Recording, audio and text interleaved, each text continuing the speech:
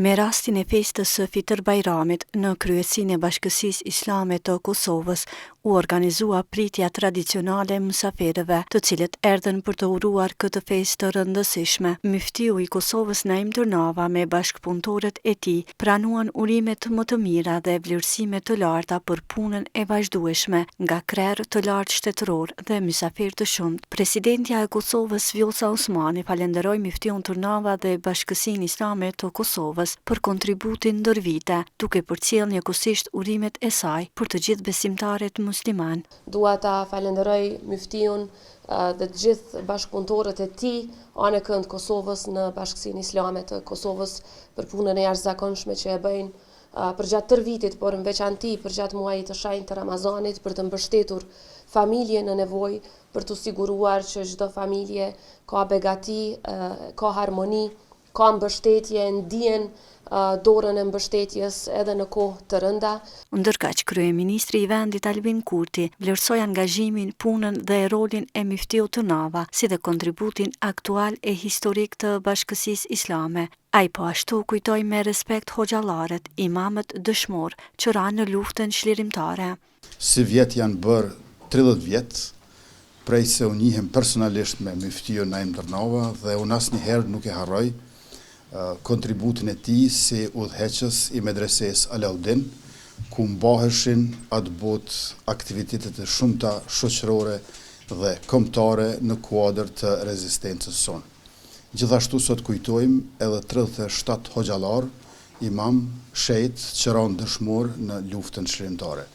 E falenderoj Muftiun Tërnava për bashkëpunimin që kemi me programet e ndryshme për paqe sociale, për mirëqenie qytetare, me shoqatën Bereqeti dhe jo vetëm, dhe njëkohësisht shprehi zotimin ton që do të bashkëpunojmë gjithnjë më ngushtë e më shumë edhe në të ardhmen. Nga ana tjetër, kryetarja e Kuvendit të Kosovës, Albulena Haxhiu, pasi uroi besimtarët për festën e Fitër Bajramit, theksoi se kjo vizitë përbën një shenjë respekti për kontributin e Bashkësisë Islame në shoqëri dhe në shtet. Muaji i shenjtë i Ramazanit na mëson durimin, na mëson mirësinë, ndërsa festa e Fitër Bajramit na mëson se si këto vlera mirësie t'i ndajmë me të tjerët. Vizita jonë sot këtu në Bashkësinë Islame të Kosovës është edhe si shenjë respekti për punën, për kontributin që Bashkësia Islame e Kosovës ka bërë për shoqërinë tonë, për shtetin tonë, e sidomos në kultivimin e paqes, në bashkëjetesën ndërfetare, në mirëkuptim, që janë vlera shumë të rëndësishme për shoqërinë, por edhe për Republikën e Kosovës.